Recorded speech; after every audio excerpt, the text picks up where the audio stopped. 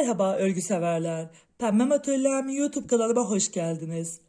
Bugünkü videomda sizlere şöyle kız bebekleriniz için güzel bir fırfırlı, şöyle volanlı, çok güzel bir jile elbise anlatımı yapacağım. Elbiseme şu kısımdan, dip kısmından pirinç örgüyle başlıyoruz. 2 ayrı parça olarak örüp daha sonrasında dikiş kısmımızla beraber birleştiriyoruz. Fırfır detayımızı dikiş kısmını yapmadan önce ön kısmını bitirdikten sonra şu şekilde buradan şöyle ilmek çıkartarak tamamlıyoruz. Jilem için ölçülerim şu kısımdan diğer kısma kadar ölçtüğümde 27 santim. Bağcıklarımdan aşağıya buraya kadar ölçtüğümde de 40 santim. Bağcıklarımızı istediğimiz gibi uzatabiliriz ya da kısaltabiliriz. Böylelikle boyunu istediğiniz gibi uzatıp kısaltabilirsiniz. Kullandığım ipten kalan miktar bu kadar. Sadece bir yumaktan 100 gram ipten çıkan bir model oldu. Alize Happy Baby ile ördüm. 100 gram 330 metre ölçüsünde lila rengi tercih ettim. Sizler isterseniz koton iplikle de örebilir. Yaz için harika bir jile yapabilir. İsterseniz Happy Baby ile örüp kış içinde altına güzel bir body ile kombin yapabilirsiniz. Ölçülerime göre jilem 1 yaş için 1-1,5 yaş için yeterli oldu.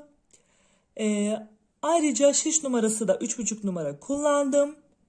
İpin ince yapısından dolayı 3,5 numarayı tercih ettim. Eliniz çok aşırı sıkıysa 4 numarada tercih edebilirsiniz. Gördüğünüz gibi böyle harika bir jile oldu. Şimdi hazırsak modelimizin yapımına geçelim. Kanalıma abone değilseniz abone olmayı ve videolarımdan hemen haberdar olmak istiyorsanız bildirimleri açmayı unutmayın lütfen. Beğeni ve yorumlarınızla desteklerseniz çok sevinirim. Şimdi bu güzel modelin anlatımına başlayalım.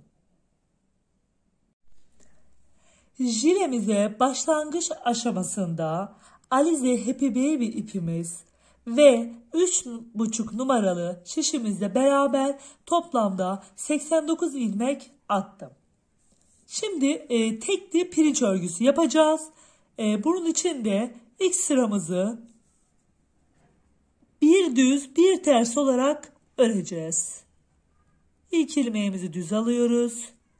İkinci ilmeğimiz ters. Üçüncü ilmeğimiz düz.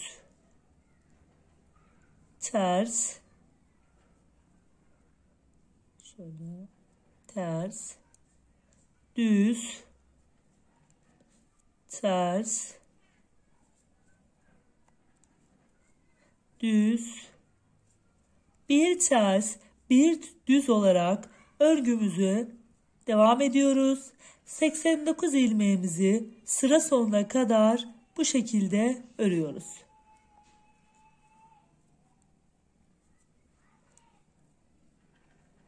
Şöyle bir düz bir ters olarak örüyoruz.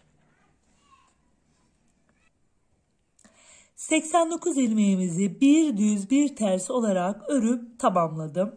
Şimdi örgümün diğer yüzüne geldim. Diğer yüzde pirinç örgüde normalde tekli lastik örgüde yani bir düz bir ters yaptığımızda diğer yüzüne geçtiğimizde ilmekleri gördüğüm şekilde örüyorduk. Şimdi burada ilmeklerimizi nasıl şekilde görüyorsak onun tersini öreceğiz. İlk ilmeğimiz arkadan ters ördüm, önden düz şeklinde görünüyor. Bu ilmeğimizi şimdi ters öreceğiz. Sıradaki ilmeğimizi ters olarak gördüm, düz olarak öreceğiz. Düz gördüm, ters öreceğiz. Yine bir düz bir ters olayını devam ettiriyoruz ama gördüğümüz ilmek ters yöndeyse eğer ters görünüşü ters ilmekse düz öreceğiz. Düz ilmekse ters öreceğiz. Ters ilmek, düz örüyoruz. Tersin üstüne düz, düzün üstüne ters. Tersin üstüne düz, düzün üstüne ters. Tersin üstüne düz, düzün üstüne ters. Şöyle bu şekilde şöyle göstereyim. Örgümüzü, pirinç örgümüzü devam ettiriyoruz. Yine bir düz bir ters olarak örüyoruz. Sadece ilmeklerimizi gördüğümüzde ters işlem uyguluyoruz. Yani düzün üstüne ters, tersin üstüne düz olacak şekilde sıra sonuna kadar örgümüzü devam ettiriyoruz. Bu şekilde bir 9-10 sıra olacak şekilde örelim. Daha sonra örgümüze tekrar devam edelim.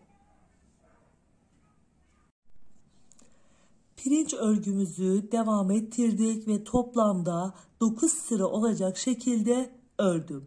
İlk şişimize ilmek attığımız sıra ile beraber 10 sıra olmuş oldu ve ön yüzümüze geldik. Şimdi örgümüze düz örgülerle devam ediyoruz. Önden düz, arkadan ters olacak şekilde bütün ilmeklerimizi örüyoruz. Toplamda 6 sıra bu şekilde örüyoruz. Bu bizim birinci sıramız. Arkadan gidiyoruz ikinci sıramız. 3, 4, 5, 6 şeklinde 6 sıra örüp tekrar örgümüzün ön yüzüne gelmiş oluyoruz.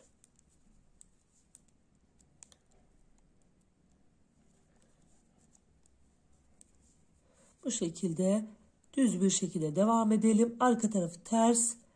Bu şekilde 6 sıra örelim ve tamamlayalım. Pirinç örgümüzden sonra toplamda önden düz, arkadan ters olacak şeklinde 6 sıramı ördüm. Şu arka taraftan da ters ilmeklerimizi sayarak şöyle bu şekilde de sayabilirsiniz. Şimdi kesim işlemlerimize başlayacağız. Her örgümüzün her iki kenarından kesim işlemleri yaparak ilerleyeceğiz. Şimdi hemen ilk başta ilmeklerimi şu şekilde alıyorum. Şişimin arasından geçirip kesiyorum. Daha sonra düz bir şekilde örmeye devam ediyorum.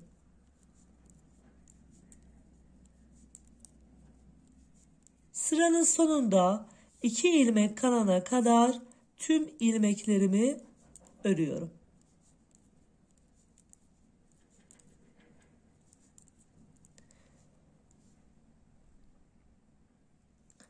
Sonda 2 ilmek kalana kadar örgümü düz bir şekilde devam ettirdikten sonra şu 2 ilmeğimi şöyle şu şekilde kesiyorum. Daha sonra örgümün ters tarafına dönüyorum. Ters tarafında tüm ilmeklerimi ters örgü olarak örüyorum.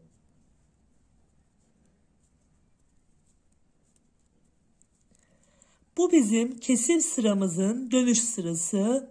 Yani bu hem kesim sıramızı hem de arkasında ördüğümüz ters örgü sırasını saymadan bir 6 sırada aynı ilk baştaki olduğu gibi önden düz, arkadan ters olarak öreceğiz. Herhangi bir kesim işlemi yapmayacağız o 6 sırada. Yani kesim sıramız ve dönüş sıramızla beraber toplamda 8 sıramız olmuş olacak. Kesim sırasından sonra bir ters sıra örüyoruz.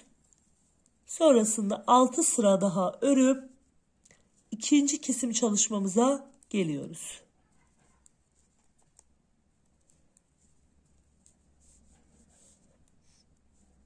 Bir kere daha kesim çalışmamızı nasıl yapıldığını göstereceğim. Daha sonrasında hep aynı şekilde ilerleyeceği için bir kez daha göstermem yeterli olacaktır. Bu şekilde örmeye devam edelim. Bu sıra haricinde bir 6 sıra daha önden düz, arkadan ters olacak şekilde örüp gelelim. Kesim işlemimizden sonra bir arka sırada ters sıramızı ördükten sonra 6 sıra daha örüp ikinci kesim çalışmamızın olduğu yere geldim. Şimdi yine her iki kenardan sağdan ve soldan hem başlangıçta hem bitişte 2 ilmeğimi şu şekilde çıkartıyorum. Bu şekilde kesim çalışmamızı ilk başta yapıyoruz. Bu bizim ikinci kesim çalışma sıramız. Sıra sonunda 2 ilmek kalana kadar düz örgülerimi örüp tekrar yine sonda da bir kesim çalışması daha yapacağım. Aynı sırada 2 ilmeğimizi kesmiş olacağız. Sıranın sonunda 2 ilmeğimiz kaldı. 2 ilmeğimizi de şu şekilde kesim çalışması yaparak sıramızı tamamlıyoruz. Arka tarafa geçiyoruz. Arka tarafta ilmeklerimizin tamamını yine bir önceki kesim sıramızda yaptığımız gibi ters olarak örüyoruz.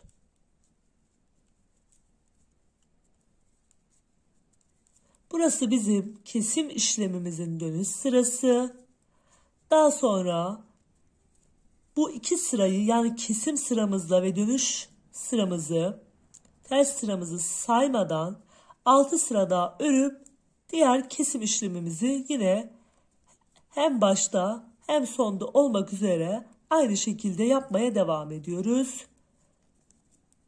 Bu şekilde örerek kol altına kadar kesim çalışmalarımızı devam ettiriyoruz.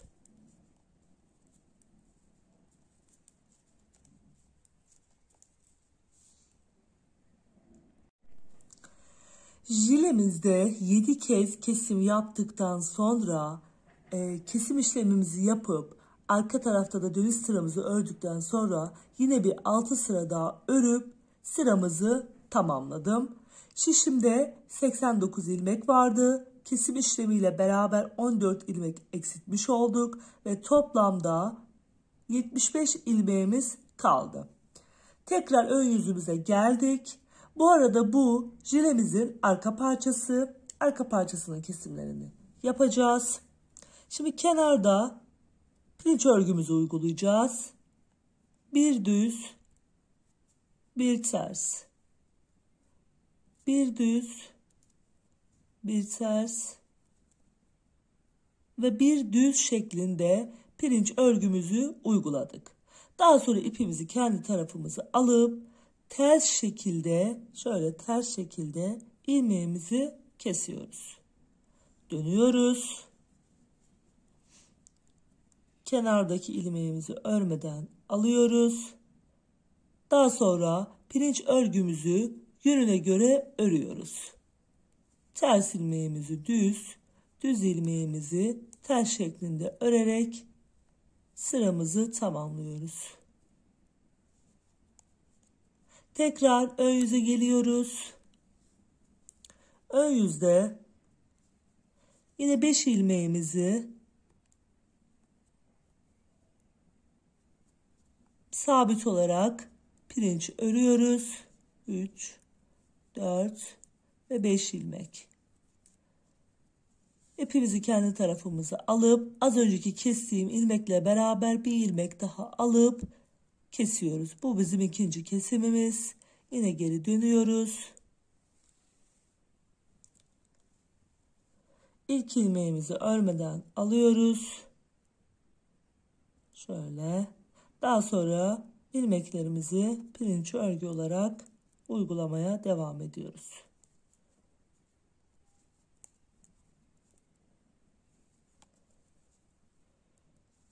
Ön yüze geldim tekrardan. Ön yüzde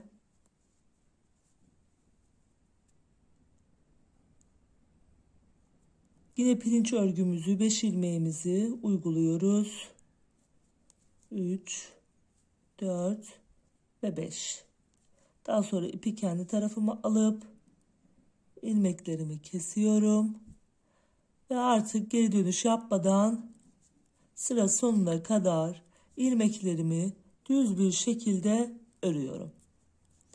Yine diğer tarafta da arka kısımda bu sefer kesimlerimizi yapacağız. Orada da 3 kere kesim yapıp yine devam edeceğiz. Sıramızı tamamlayalım.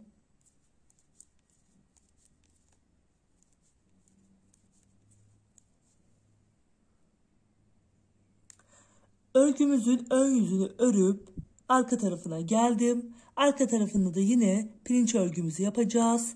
Tersle başlıyoruz. Ters, bir ters, bir düz, ters, düz ve ters. 5 adet sabit olan ilmeğimizi ördük. Bir ters, bir düz olarak pirinç örgü için hazırladık. Daha sonrasında bu tarafta 2 ilmeğimi şu şekilde yönünü değiştiriyorum. Ara kısımdan 2 ilmeğin arasından girerek düz bir şekilde kesiyorum. Daha sonra ilk ilmeğimi örmeden alıyorum. Sonrasında ilmeklerimizi pirinç örgü olarak örmek için düzün üstüne ters, tersin üstüne düz olacak şekilde sabit olan 5 ilmeğimi örüyorum. Tekrar arka yüze geliyoruz. Arka yüzde de kenardaki ilmeğimiz ters. Örmeden alıyorum ters bir şekilde. 5 ilmeğimizi bir ters bir düz örüyoruz.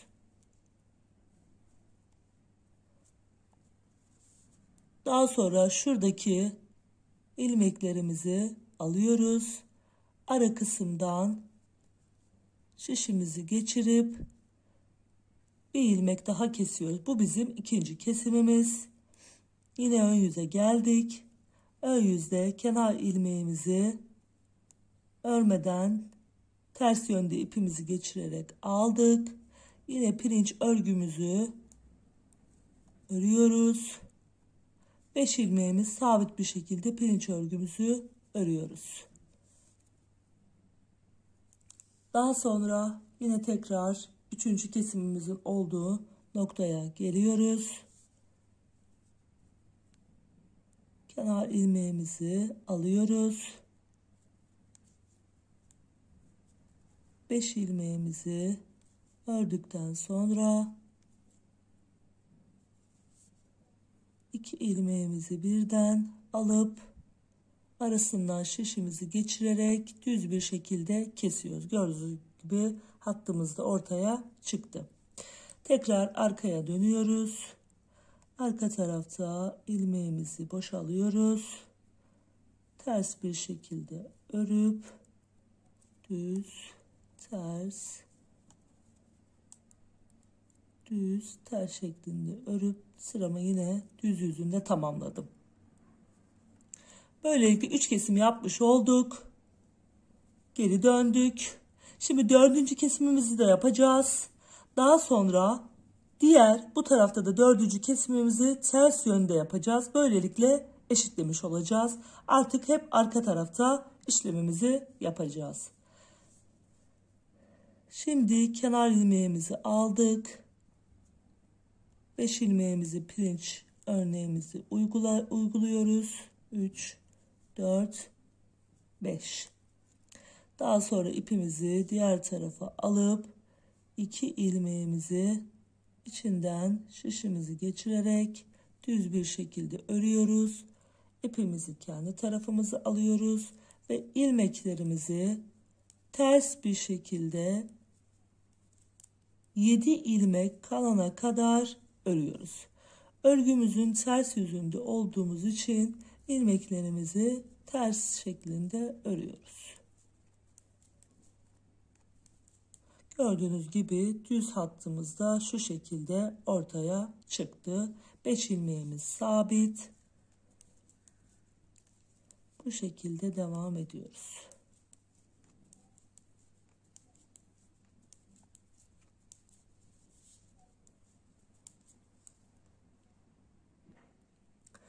Dördüncü kesimimizi diğer tarafta uyguladık. Şimdi burada da yine kesim işlemimizi ters yönden diğer tarafta yaptığımız gibi burada da yapıyoruz. Burada ise ipimizi diğer tarafa alıyoruz. 7 ilmeğimiz kaldı. 2, 4, 6, 7. Şöyle kesim işlemimizi bu şekilde yapıyoruz. Daha sonra pirinç örgümüzü uygulayıp sıramızı bu şekilde tamamlıyoruz. Böylelikle kesim işlemimizi arka taraftan, her iki taraftan da sağdan ve soldan yapmış olduk ve 4 kez kesimimizi yaptık. Şimdi ön yüze geldik. Ön yüzde yine 5 adet ilmeğimizi pirinç örgü olarak uyguluyoruz. 4, 5. 5 ilmeğimizi ördük. Daha sonrasında buradaki kesim yaptığımız ilmeği de ters örüyoruz. Arka tarafta düz gitmesi için. Daha sonra ilmeklerimizi 6 ilmek kalana kadar düz bir şekilde örüyoruz.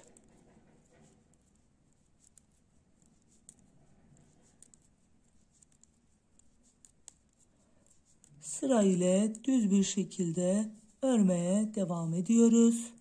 Son 6 ilmek kalınca oradaki ilmeğimizi de ters ördükten sonra diğer 5 ilmeğimizi de pirinç örgü olarak uyguluyoruz.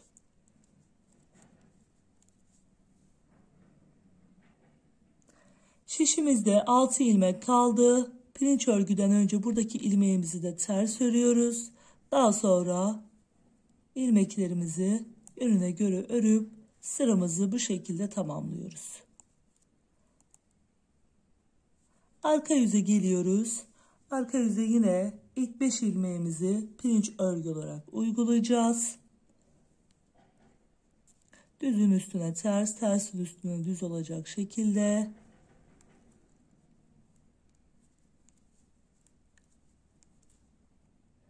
İki, 4, 5 ilmeğimizi ördük. İpimizi düz tarafa aldık. 2 ilmeğimizi çıkarıp yönünü değiştirdikten sonra ara kısmından ilmeğimizi kestik. Daha sonra ilmeklerimizi 7 ilmek kalana kadar ters bir şekilde örüp tamamlıyoruz.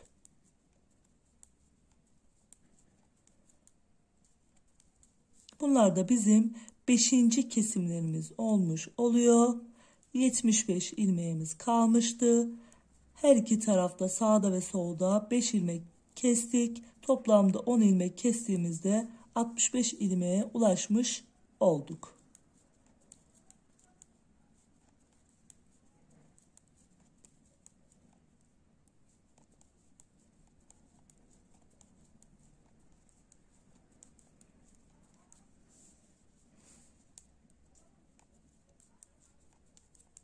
Bu şekilde sıra sonuna kadar videoyu kesmeden örmek istedim. 7 ilmek kalana kadar ters bir şekilde örüyoruz.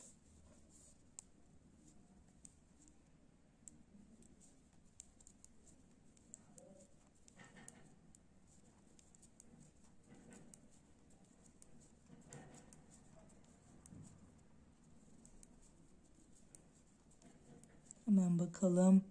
2, 4, 6, 7 ilmeğimiz kaldı. Buradaki ilmeklerimizi de ipimizi diğer tarafa alıp şu şekilde üstten girip ilmeğimizi kestik. Burada yine 5 ilmeğimiz kaldı. 5 ilmeğimizi yine pirinç örgü olarak uygulayıp sıramızı tamamlıyoruz. Böylelikle arka taraftan hem sağdan hem soldan kesim işlemlerimizi yaptık. Şimdi bundan sonra kesim işlemlerimiz aynı şekilde devam edecek. Hem sağdan hem soldan kesim işlemlerimizi arka taraftan yapacağız. Ön tarafta da 5 adet sabit pirinç ilmeğimiz var. Daha sonrasında ön yüzden 5 ilmek ördükten sonra ters öreceğiz. İlmeklerimizi düz bir şekilde 6 ilmek kalana kadar öreceğiz. Burada da 6 ilmek kalınca pirinç örgüden önceki bir ilmeğimiz ters öreceğiz. Sonra pirinç örgümüzü uygulayacağız.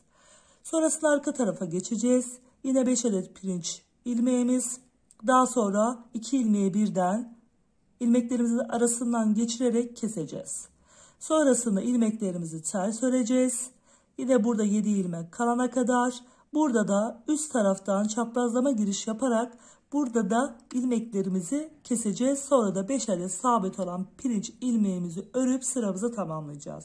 Kesim işlemlerimiz bu şekilde devam edecek yukarıya doğru. Toplamda şişimizde 35 ilmek kalana kadar kesim işlemlerimize devam edeceğiz. İlmeklerimizi 35 ilmek kalana kadar kesim işlemimizi devam ettirdik. Gördüğünüz gibi kenardaki pirinç hattımızı da 5 ilmeğimizde yürütmeye devam ettik. Şimdi hiçbir eksiltme yapmadan 8 sıra olacak şekilde pirinç örgülerimizi de devam ettirerek örgümüzü öreceğiz yine. Şöyle ilk ilmeğimizi alıyorum. Pirinç örgümüzü yine devam ettiriyoruz. Bir düz bir ters olarak örüyoruz.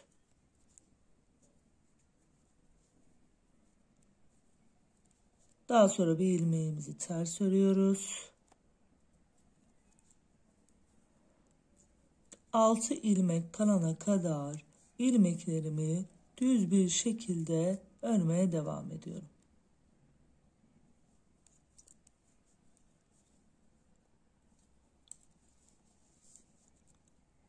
Bu bizim ilk sıramız olmuş oluyor.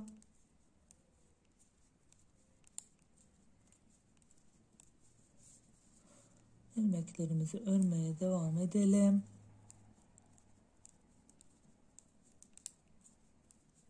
Altı ilmek kalana kadar 2 4 6 ilmek kaldı. Yine kesim işlemi yaptığımız ilmeğimizi ters örüyoruz.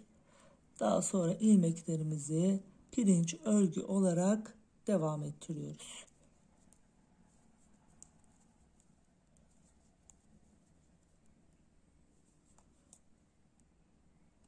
Örgümüzün arka yüzüne geldik. 5 adet kenar ilmeğimizi pirinç örgü olarak örüp devam ettiriyoruz.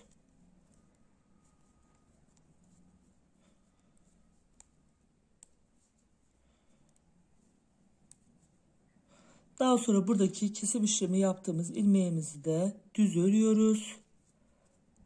Sonraki ilmeklerimizi sıra sonunda 6 ilmek kalana kadar ters örerek tamamlıyoruz. Bu şekilde herhangi bir artırma eksiltme yapmadan toplamda 2 sıra örmüş oluyorum. Ve bu sıralarımızı bu şekilde 8 sıraya tamamlıyoruz. Kenar pirinç örgümüzü de devam ettiriyoruz. Her iki kenarda 5 ilmeğimizi pirinç örgü olarak örüyoruz. İlmeğimizi düz ördüm. Daha sonra pirinç örgüme devam ederek sıramı tamamladım. Bu işlemden sonra 6 sıra daha örüp şöyle 6 sıra daha örüp gelelim. 8 sıra herhangi bir kesim işlemi yapmadan düz bir şekilde ördüm. Şimdi pirinç örgümüzü bütün ilmeklerimizi uygulayarak devam edeceğiz. Yine kenar ilmeklerimizle pirinç örgümüzle başlıyoruz. Bir düz bir ters olarak örüyoruz. Şöyle.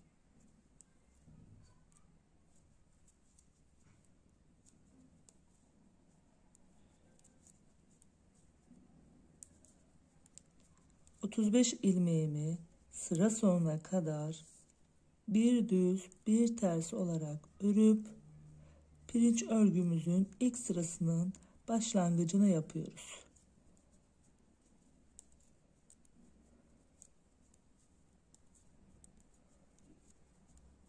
Ortadaki ilmeklerimizi de bir düz bir ters örerek devam ediyoruz.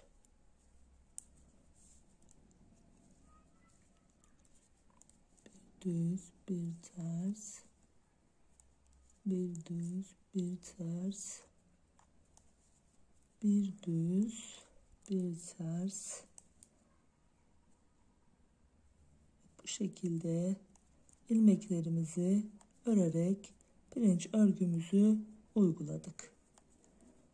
Daha sonra bu sıra haricinde toplamda 7 sıra daha yapıp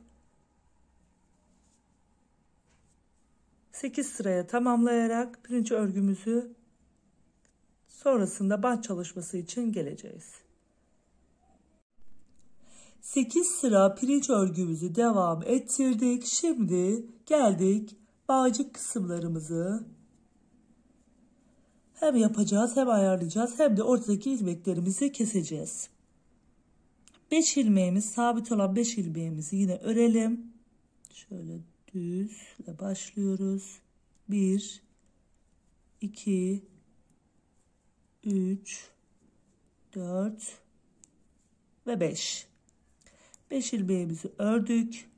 6. ve 7. ilmeğimizi de yönüne göre örüyoruz. Daha sonra kesiyoruz. Arkadaki ilmeği öndeki ilmeğin üstünden geçiriyoruz. Daha sonra sıradaki ilmeğimizi yönüne göre örüp kesiyoruz. Bir dakika. Şöyle tersimizi ördük. Yönüne göre kestik. Düz ilmeğimizi ördük. Yönüne göre kestik. Tekrar ters örüyoruz. Yönüne göre kesiyoruz. Düz örüyoruz. Yine kesiyoruz. Yani yönüne göre ilmeklerimizi örüp 5 ilmek kalana kadar bütün ilmeklerimizi kesiyoruz. Bu şekilde 5 ilmek kalana kadar keselim. Burada da 5 ilmeğimiz kaldı. Kesim işlemimizi yaptıktan sonra yönüne göre örüp sıramızı tamamlıyoruz. Gördüğünüz gibi şöyle çok güzel bir kesim çalışmamız oldu. Şimdi arka tarafta geliyoruz. İlmeklerimizi ters olarak tamamını örüyoruz.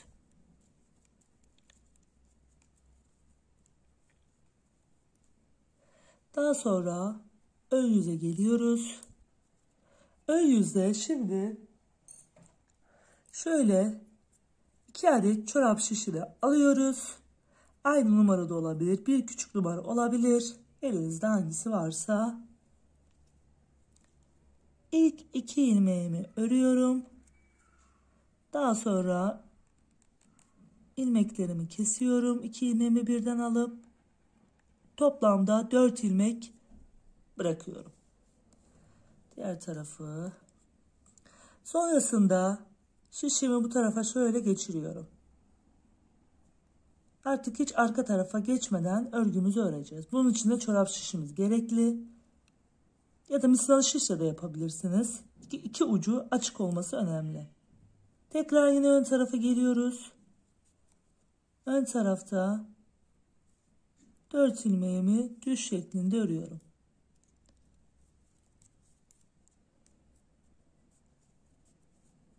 Tekrar bu tarafa çeviriyoruz. Şöyle. Ve tekrar 4 ilmeğimi düz bir şekilde örüyorum. Bu şekilde bağcığımızı oluşturuyoruz. Yukarı doğru. Tekrar.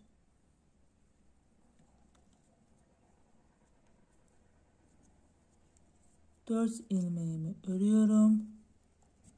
Düz bir şekilde Tekrar ucunu şu tarafa geçiriyorum. Bu şekilde hep ön yüzden düz bir şekilde örerek bağcığımızı yukarıya doğru ilerletiyoruz. Toplamda 23 santim olacak şekilde bağcığımızı yapıyoruz. Daha sonra diğer tarafa geliyoruz. Yine diğer tarafta da ilmeklerimizi, ipimizi tersten bağlayıp ilmeklerimizi örüyoruz ters şekilde. Öne geldiğimizde yine 2 ilmek ördükten sonra 2 ilmeği birden kesip ilmeklerimizi 4 ilmeğe indiriyoruz. Sonrasında yine çorap şişini geçirip hep ön yüzden düz bir şekilde örerek bu tarafa da 23 santim olacak şekilde ayarlıyoruz. Bu işlemlerimizi bitirdikten sonra yine aynı ilmekle başlayıp pirinç örgümüzü yapıyoruz 89 ilmeğimizle. Daha sonra örgümüze kol altına kadar devam edip kol altına kadar aynı şekilde, yani arka parçanın ön parçamızı yaparken arka parçada hangi işlemi yaptıysak kol altına kadar o işlemi yapıp geliyoruz. Arka parçamızın bağcıklarını şu şekilde tamamladım gördüğünüz gibi ve böylelikle bitirdim. Şöyle kesim işlemimizi, bağcıklarımızı ve şuradaki pirinç örgümüzle beraber arka parçamız tamamlandı. Şimdi ön parçamız için ben öncesinde bir hazırlık yaptım. Zaten arka parçayla kol kesimine kadar aynı olduğu için yine 89 ilmekle başlayıp pirinç örgümüzü ördükten sonra düz örgüye başladım. Daha sonra kenar kısımlarında her 6 sırada bir kesim yapıyorduk. Aynı arka parçada olduğu gibi. Ve bu şekilde 75 ilmek kalana kadar ilmeklerimi kesip tamamladım. Şimdi kol kesimlerini yapacağız.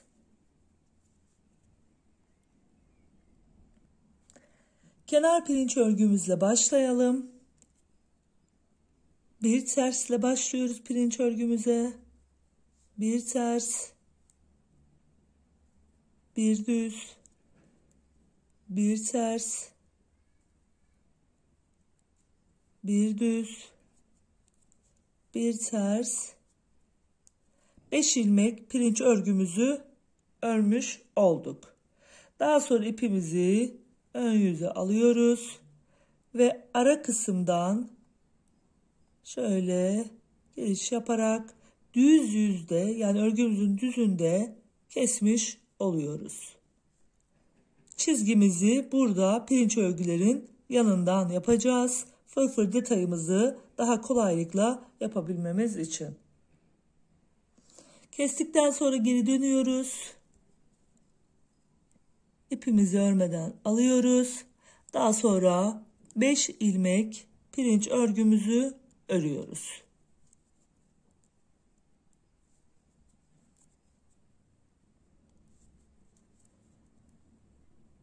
Tekrar ön yüze geliyoruz.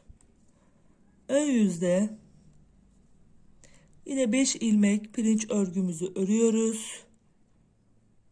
Şöyle.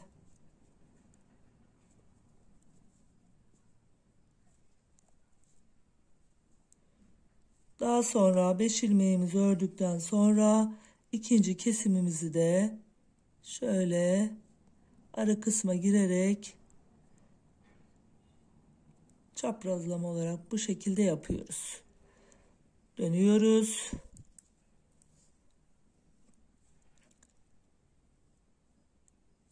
İlk ilmeğimizi örmeden alıyoruz ters yönde. Daha sonra ilmeklerimizi yönüne göre örüp tamamlıyoruz.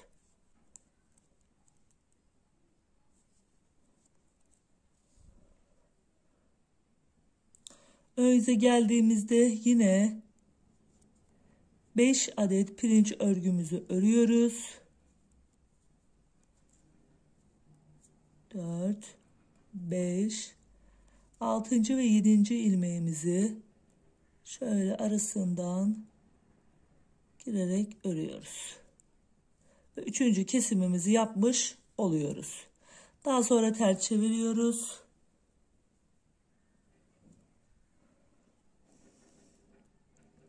ilmeğimizi tersten alıyoruz.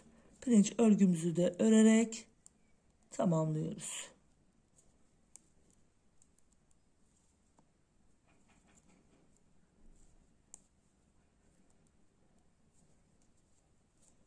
Ön yüze tekrar geliyoruz. Ön yüzde yine pirinç örgümüzü örüyoruz. 5 ilmeğimizi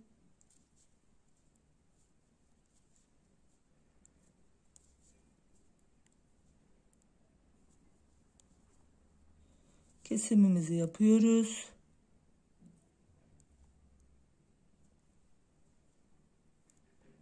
Ve daha sonra geri dönüyoruz. İlmeğimizi ters olarak alıyoruz. Ve sıradaki 5 ilmeğimizi pirinç örgümüzü uyguluyoruz. Düzün üstüne ters, tersin üstüne düz olacak şekilde.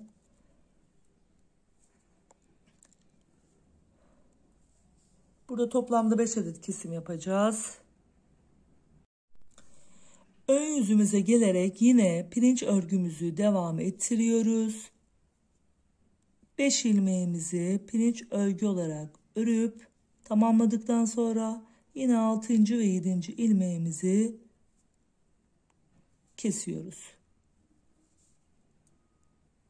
İlmeğimi alıyorum. 2 ilmeğimi arasından giriş yaparak kesiyorum. Ve bu bizim 5. kesimimiz oluyor. Gördüğünüz gibi düz hattımızda oluşmaya başladı. Daha sonra sıra sonunda 5 ilmek kalana kadar ilmeklerimi düz bir şekilde örüyorum. 5 ilmek kalınca yine orada da pirinç örgümüzü ön yüzde uygulamaya başlayacağız. İlmeklerimizi tersten keseceğiz. Sıra sonuna kadar bu şekilde ilerleyelim. 5 ilmeğimiz kaldı. Pirinç örgümüz için bir ters, bir düz, bir ters, bir düz ve bir ters olacak şekilde pirinç örgümüzü de kurmuş olduk. Örgümüzün arka yüzüne geliyoruz. Arka yüzünde ilmeklerimizi 5 ilmeğimizi yönüne göre örüyoruz. Pirinç örgü olarak 2, 3, 4 ve 5. Daha sonra sıradaki 2 ilmeğimizi ters bir şekilde kesiyoruz. Şöyle. Daha sonra ön yüze geliyoruz. Ön yüzde ilmeğimizi boşalıyoruz. Yönüne göre örüp pirinç örgümüzü tamamlıyoruz.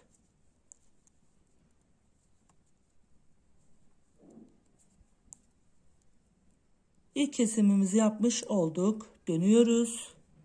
Arka yüze ilmeklerimizi pirinç örgü olarak uyguluyoruz. 1, 2, 3, 4, 5. Daha sonra 6. ve 7. ilmeğimizi ters bir şekilde kesiyoruz. Dönüyoruz. Tekrar örmeden alıyoruz düz bir şekilde. İlmeklerimizi pirinç örgü olarak uyguluyoruz. Sonra tekrar dönüyoruz. Yine ilk 5 ilmeğimi pirinç örgü olarak uyguladıktan sonra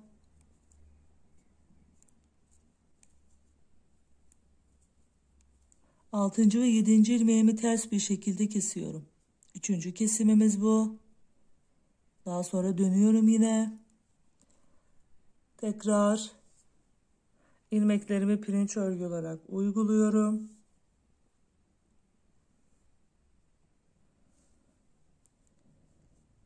İlk ilmeğimi örmeden düz bir şekilde aldıktan sonra diğer ilmeklerimi de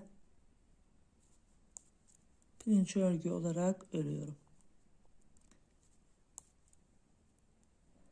Daha sonra yine arka yüze geliyorum.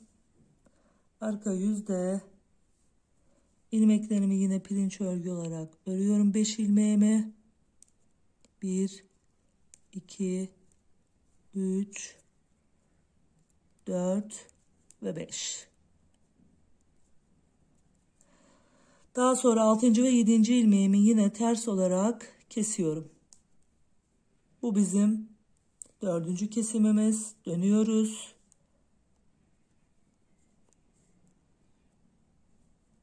İlmeklerimi yine pirinç örgü olarak örüyorum. İlk ilmeğimi düz bir şekilde örmeden alarak. Yine burada da o hattı elde ettik gördüğünüz gibi. Şimdi 5. ve son kesimimizi yaptıktan sonra ileriye doğru örmeye devam edeceğiz. 5 ilmeğimi pirinç örgü olarak uyguladıktan sonra şöyle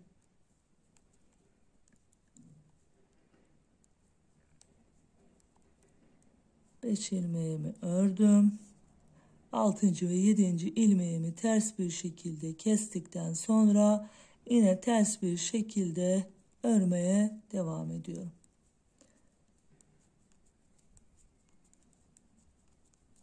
Her iki taraftan da 5 kez kesimimizi yaptık. Bundan sonra ilmeklerimizi her iki tarafta ön yüzden keseceğiz.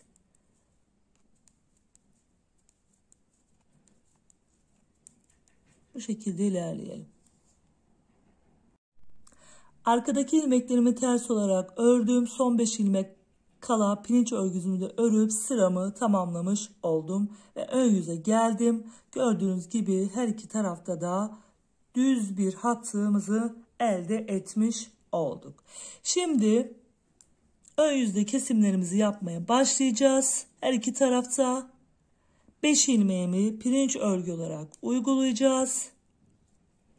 2, 3, 4, 5. Daha sonra 6. ve 7. ilmeği aradan şu şekilde giriş yaparak keseceğiz. Sonda 7 ilmek kalana kadar ilmeklerimi düz bir şekilde örüp tamamladıktan sonra yine orada da üstten çapraz şekilde girip ilmekleri keseceğim. Sonra yine 5 ilmek pirincimi örüp sıramı tamamlayacağım. Tersten de ilmeklerimi gelişine göre örüp tamamlayacağım.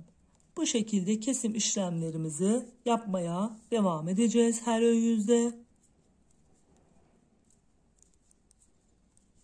7 ilmek kalana kadar bir düz ilmeklerimi öreyim.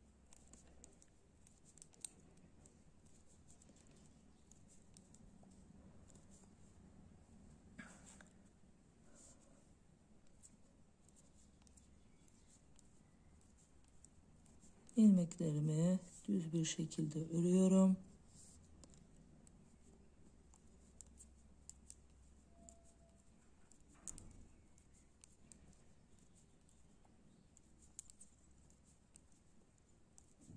Son 7 ilmek kalana kadar ilmeklerimizi örüp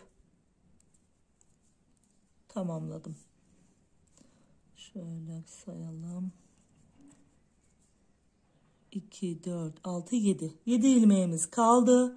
Şimdi buradaki ilmeklerimizi de şu şekilde üstten çapraz olarak tamamladım. 5 ilmek pirincimi örüp sıramı bitirmiş oldum. Kesimlerimize bu şekilde devam edeceğiz. Her iki tarafta sağda ve solda 5 ilmekten sonra ve 5 ilmekten önce olmak üzere arkada da ilmeklerimizi gelişine göre öreceğiz. Bu öndeki zaten 5 ilmeğimiz pirinç ilmeğimiz sabit, öndeki düz olarak gördüğümüz şu hattımızdaki ilmekleri arkadan ters olarak örüp tamamlayacağız. Ve 35 ilmek kalana kadar ilmeklerimizi keseceğiz. Yine 35 ilmek kalana kadar aynı arka parçada olduğu gibi. 35 ilmeğimiz kalana kadar kesim işlemlerimizi yaptık. Gördüğünüz gibi her iki tarafta da bu hattımızı, düz hattımızı çıkardık. Şimdi örgümüzün arka yüzüne geliyoruz. Ön yüzde ilmeklerimizi her iki taraftan kestikten sonra sıramı tamamlayıp arka yüzüne geçiyorum. Arka yüzünde yine kenardaki 5 ilmeğimizi pirinç örgü olarak örüyoruz. Şöyle 1, 2, 3, 4, 5. Daha sonra ilmeklerimin tamamını son 5 ilmeğe kadar düz bir şekilde örüp tamamlıyorum. Burada bir haroşa elde etmiş oluyoruz. Daha sonra buralardan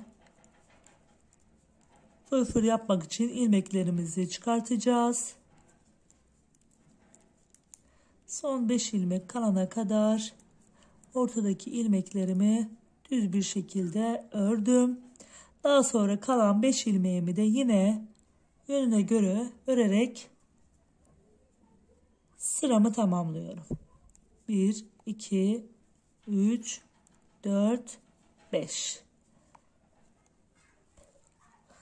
Daha sonra ön yüze geliyoruz.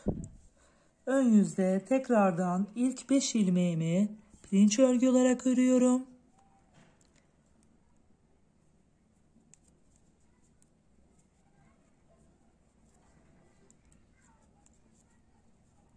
Daha sonra ilmeklerimi düz bir şekilde örüyorum.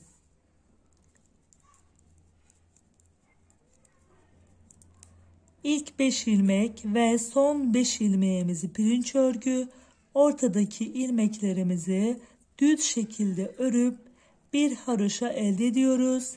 Daha sonra kenardaki şu düz hattımızla beraber ilmek çıkartacağız. Ve fırfır detayımızı buralardan yapacağız.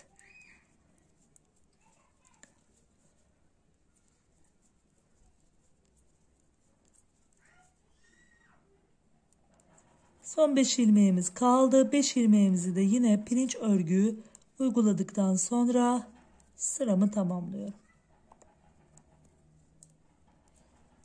Sonrasında arka yüze geliyorum.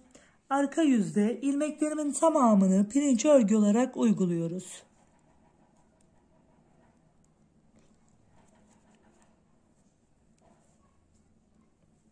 Şöyle pirinç örgü olarak ilmeklerimin tamamını bir düz bir ters olarak örüyoruz. Sıra sonuna kadar. Burası bizim ikinci sıramız oluyor. Düz sıramızı da sayıyoruz. Düz sıramızla beraber toplamda 8 sıra.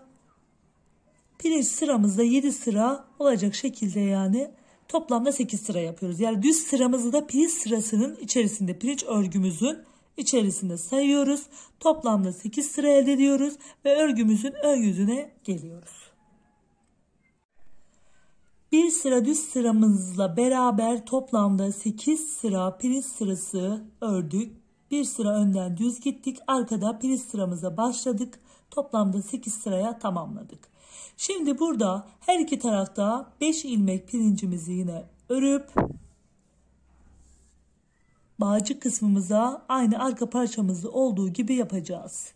İlk 5 ilmeğimizi örüyoruz pirinç örgü olarak. 2, 4, 5.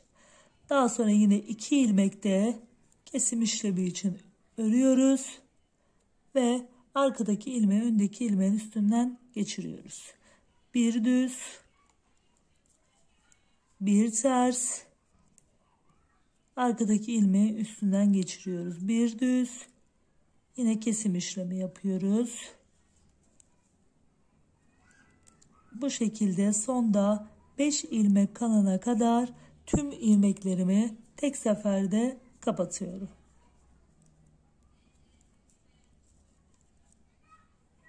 Bu şekilde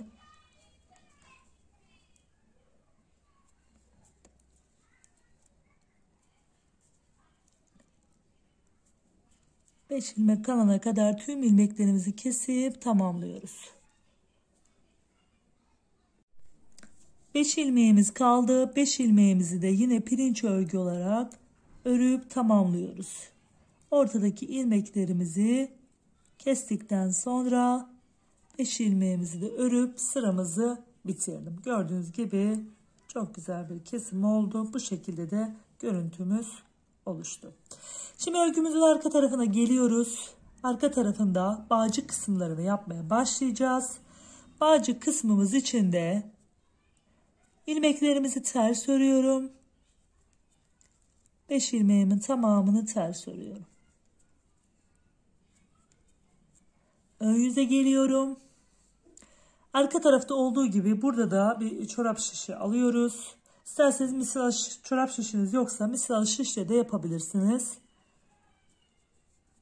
İlk ilmeğimi alıyorum. Şöyle örerek alalım ilk ilmeğimizi. İkinci ilmeğimizi de örüyoruz. Daha sonra 2 ilmeğimi birden kesip bir ilmek daha örüp 4 ilmeğe indiriyoruz. Şişimi bu tarafa geçiriyorum. Hiç ters taraftan örmüyoruz. Daha sonra yine ilmeklerimi örüyorum. 4 ilmeğimi. En baştaki ilmeğimi de örüyorum. Tamamladım. Tekrar diğer tarafa geçiriyorum. 4 ilmeğimi örüyorum. Hep ön yüzden şişimizi diğer tarafa geçirerek bağcık kısmımızı arka kısmında olduğu gibi de burada da aynı şekilde örüyorum. Bu şekilde her iki taraftaki bağcık kısmımızı arka tarafta olduğu gibi burada da tamamlıyoruz. Toplamda 23 santim yapıyoruz. Bu tarafa da geliyoruz. İpimizi tersten bağlayıp ilmeklerimizi arkadan ters olarak örüyoruz. Ön tarafa gelip 2 ilmeği ördükten sonra 2 ilmeği bir alıp kesiyoruz ve toplamda 4 ilmeğimizi sürekli yukarı doğru ön yüzden örerek bağcık kısımlarımızı bu şekilde tamamlıyoruz. Ön parçamızın da örümünü ve bağcıklarını bitirdik. Şimdi şu hat üzerinden, hatta şu kenardan başlayarak ilmeklerimizi bu hat üzerinde çıkartacağız. Parçamızı şöyle döndürüyoruz. Şu kenardan başlıyoruz. Pirinç örgünün üzerinden şöyle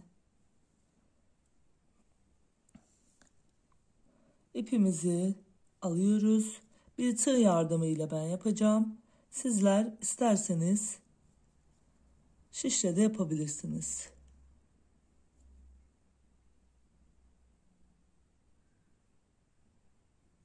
Şöyle ilmeklerin içinden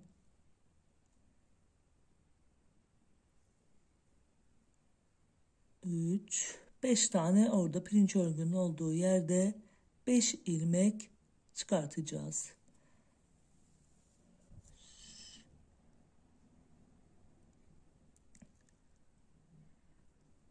Şöyle pirinç örgülerin üstünden 5 ilmeğimizi şu şekilde çıkardım. Daha sonra şişime bu 5 ilmeği geçiriyorum.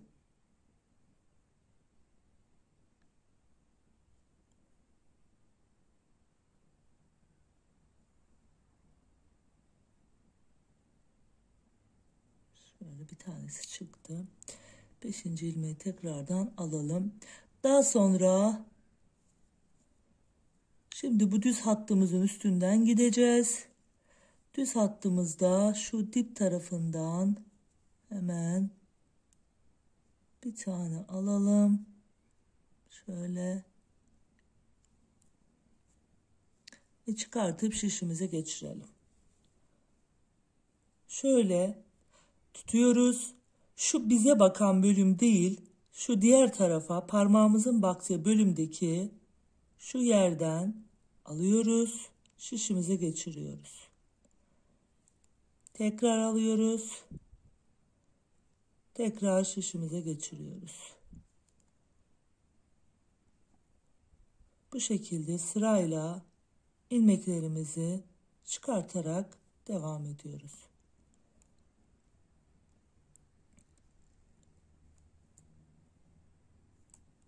Şöyle yukarı doğru parmağımızın olduğu taraftaki ilmeğin içinden geçerek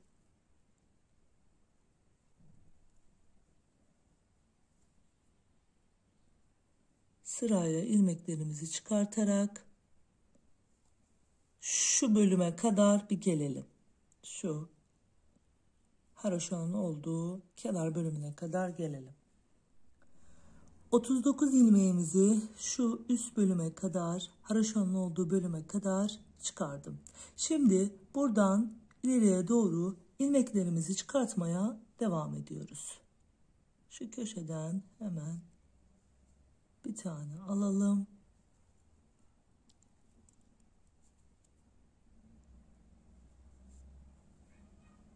Bu şekilde çıkartalım. Şuraya bir ayraç koyalım. Şu 39 ilmeği olduğu yere. Daha sonra bizim için kolaylık olacak. Buradan ileriye ilmeklerimizi çıkartalım. Böyle sırayla ilmeklerimizi tığ yardımıyla çıkarıyoruz. Toplamda burada da 34 ilmek çıkartacağız. Şuraya kadar gelmiş olacağız. 34 ilmeğimizi de şu ön taraftan çıkarttık. Geldik yine bu düz hattımızın olduğu yere. Şimdi burada yine düz ilmeklerimizin bir kanadından batarak ilmeklerimizi çıkartacağız. Şöyle tığımızı ilk ilmekten alalım ve şişimize geçirelim. Buradaki 34 ilmeğimizin olduğu yere de bir ayraç koyuyoruz. Daha sonra bu ayraçlar bizim işimize yarayacak. Arttırma bölümlerimizde. Şimdi şu diğer tarafa, parmağımızın olduğu tarafa bakan kanatlardan ilmeklerimizi teker teker aşağıya doğru pirinç örgümüze dahil toplamda 39 ilmeğimizi çıkartıyoruz. Yani her iki düz hattan 39 ilmek, ön bandından da 34 ilmek çıkartmış oluyoruz. Şöyle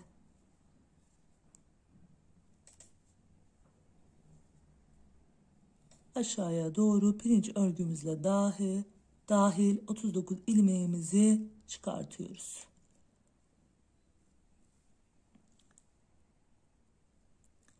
İlmeklerimi çıkarıp tamamladım. 39 ilmek bir tarafta, 39 ilmek diğer tarafta, 34 ilmek de orta tarafta olmak üzere. Şimdi örmeye başlayacağız. Burası bizim örgümüzün ters tarafı olacak. O yüzden ilmeklerimi ters öreceğim. Şimdi arttırma işlemi yapacağız. 2 ilmek tersimi örüyorum. Daha sonra bir tane arttırıyorum. 2 ilmek tersimi örüyorum.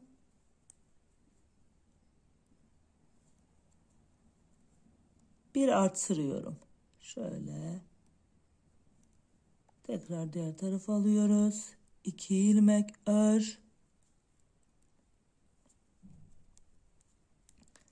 Bir artır.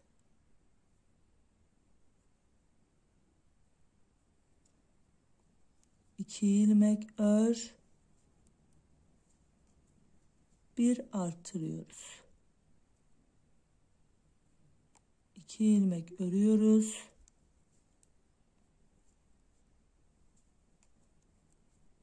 Bir arttırıyoruz. 2 ilmek örüyoruz. Bir arttırıyoruz. Toplam 20 ilmek olana kadar bu işlemi yapıyoruz. 2 örüyoruz. 1 arttırıyoruz. Bu tarafta 19 ilmek kalacak. Bir bakalım. 2, 4, 6, 8, 10, 12, 14, 16, 18, 19. Tekrar 2 örüyoruz. 1 artırıyoruz. 20 ilmeğimizi 2 ör 1 arttır şeklinde yaptım. Şimdi burada 19 ilmeğimiz kaldı. Şimdi tekrar örüyoruz. Bu sefer 3 örüyoruz. 1 2 3 1 arttırıyoruz. 3 örüyoruz. 1 2 3 1 arttırıyoruz. 3 örüyoruz. 1 2 3 1 artırıyoruz. 3 örüyoruz. 1 2 3 tekrar 1 artırıyoruz. 3 örüyoruz. 1 2 3 tekrar 1 artırıyoruz. 3 örüyoruz. 1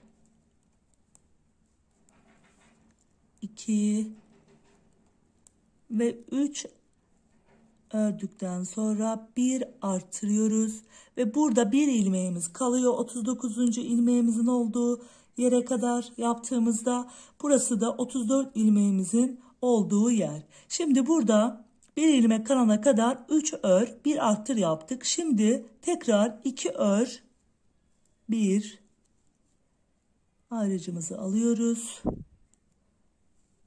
2 ör 1 artır. 2 ör 1 artır. 2 örüyoruz. 1 arttırıyoruz. 2 örüyoruz. 1 arttırıyoruz. 2 örüyoruz.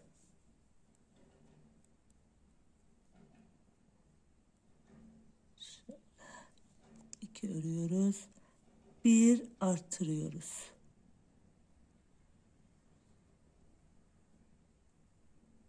2 örüyoruz.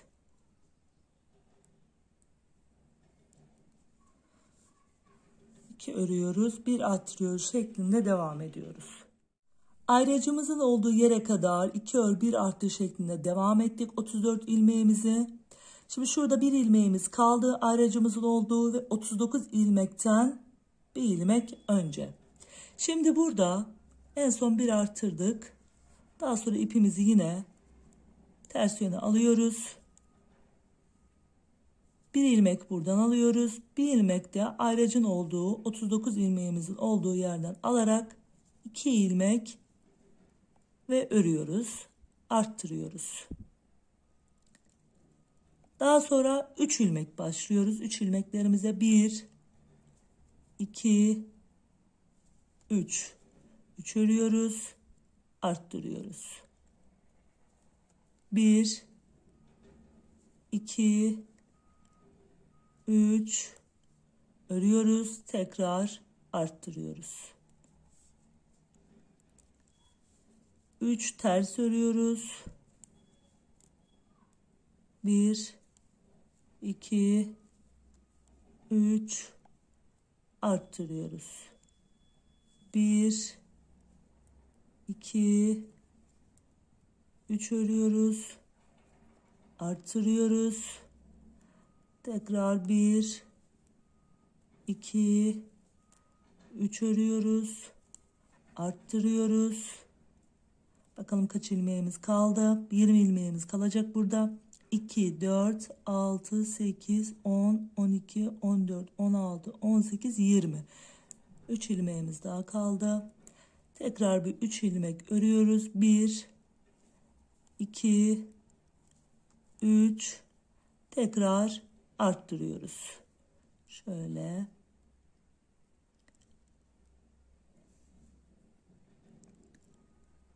Daha sonrasında 2 ilmek, 20 ilmek kalana kadar arttırdık. Şimdi 2 ilmek örüyoruz, arttırıyoruz. 2 ilmek örüyoruz, arttırıyoruz. 2 ilmek örüyoruz ve arttırıyoruz. 2 ilmek örüyoruz, arttırıyoruz.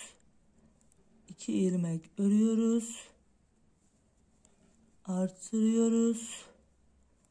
2 ilmek örüp arttırıyoruz. Şöyle.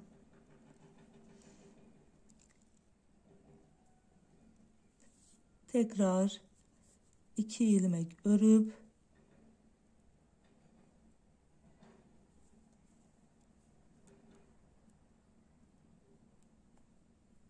biraz ilmeklerimiz sık olmuş. Arttırıyoruz. 2 ilmek örüp arttırıyoruz. Tekrar 2 ilmek örüp arttırıyoruz ve sonra 2 ilmeğimizi örüp arttırma işlemimizi tamamlamış oluyoruz. Gördüğünüz gibi. Şöyle düğümümüzü de atalım. Şu şekilde gördüğünüz gibi ilmeklerimizi arttırdık. İlmeklerimizi arttırdık. Şişimizde toplam 161 ilmek elde etmiş olduk. Şimdi tekrar örgümüzün ön yüzüne geldik ve ilmeklerimizi düz bir şekilde örerek devam edeceğiz. Arttırdığımız ilmekler de dahil düz bir şekilde örüyoruz. Bu şekilde ilmeklerimizi önden düz, arkadan ters olacak şekilde örüyoruz.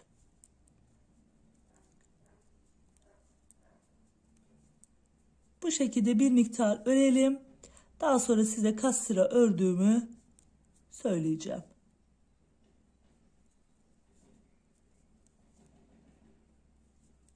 Bu şekilde ilerleyelim. Fırfırımızdaki 161 ilmeğimizi önden düz, arkadan ters olacak şekilde toplamda 10 sıra ördüm. Ve şu ilmekleri çıkardığımız çizginin haricindeki ölçümüz 3,5-4 santime yakın bir ölçü oldu. İlmeklerimizi örerek hem örüyoruz hem kesim tekniğiyle beraber birazını kestim. Şimdi birkaç ilmek daha kesip ilerleyelim. İlmeklerimizi düz bir şekilde örüyoruz. Arkadaki ilmeği öndeki ilmeğin üstünden geçiriyoruz. Toplamda bir yumak ip kullanmış olacağız. Bu şekilde düz örgümüzü yaparak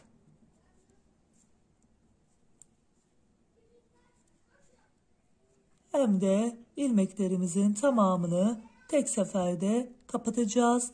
Daha sonra kenar dikişlerimin nasıl olması gerektiğini sizlere göstereceğim.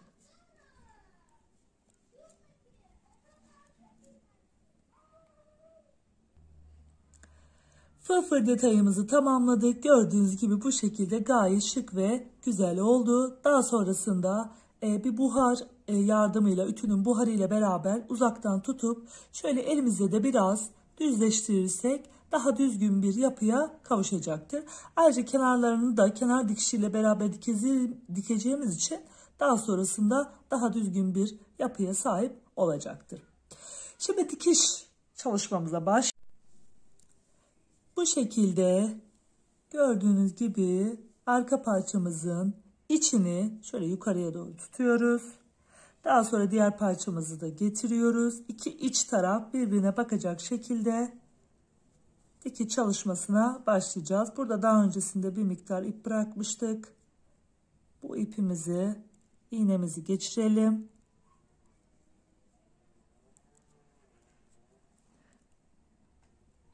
İpimizi iğnemize geçirdik. Şu şekilde karşılıklı olarak en dip taraftan şu şekilde ilk önce bağlıyoruz. Şöyle dikiyoruz uç kısımlarını bu şekilde. Daha sonra kenar kısımlarındaki dişlerden şöyle alarak dikiş çalışmamızı yapıyoruz. Ters çevirim makine dikişi de yapabilirsiniz. İki türlü de olur. Ben bu şekilde daha düzgün duracağını düşünüyorum. Bu şekilde yapıyorum ama arzu ettiğiniz şekilde yapabilirsiniz. Şu şekilde kenardaki kısımlardan ve bu taraftan kenardaki ilmeklerimizden bir ön parçadan bir arka parçadan kenardaki düz ilmeklerin iç kısımlarından alarak dikişimizi bu şekilde ilerletiyoruz. Şöyle yine bu taraftan tekrar diğer taraftan bu şekilde düzgün bir dikiş olmasını sağlıyoruz. Bu şekilde ilerliyoruz. Geliyoruz. Burada şu fırfır detayımızı da içine alarak şöyle daha sonra şu şekilde burayı da katarak üçünü bir kenar kısımlarından alarak bu şekilde fırfır detayımızın da kenarını buraya dikiyoruz. Şu kol altının olduğu yere kadar. Aynı şekilde diğer tarafı da yine bu noktaya gelene kadar yapıyoruz. Bu noktada da üçünü alıp dikiş çalışmamızı yapıp daha sonra fırfırımıza buharımızı tutup ütünün buharını bu şekilde tamamlıyoruz. Bağcıklarımızın da iplerini hazırlayıp şu şekilde düğümleyeceğiz. Bu şekilde bir güzel şöyle bağcık kısımlarımız da duracak. Bu işlemleri yaptıktan sonra jilemizin en son haliyle geleceğim. Dikiş kısımlarını tamamladım. Daha sonra bağcıklarını şu şekilde bağladım. İstediğiniz gibi bağcıkların boyunu istediğiniz şekilde ayarlayabilirsiniz bebeğinizin boyuna göre. Gördüğünüz gibi şöyle ütünün buharıyla da hafif bir buhar verdim. Şöyle aşağıya doğru durması için. Sadece böyle uzaktan tutuyoruz buharı. Kesinlikle yaklaştırmıyoruz. Harika güzel bir jile çalışmamız oldu. Kız bebekleriniz için rahatlıkla kullanabileceğiniz sadece bir ipten 100 gram bir ipten çıkan güzel bir jile oldu. Bir dahaki videomda görüşmek üzere. Sağlıcakla kalın. Hoşça kalın.